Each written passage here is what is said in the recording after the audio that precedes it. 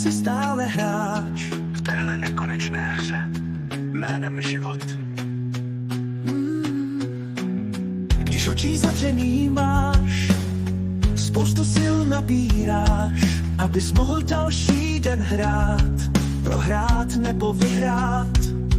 Když půlnoc odbije, osud ti kostky vysype, ať můžeš hrát podle nich, na tom našem poli pomyslným.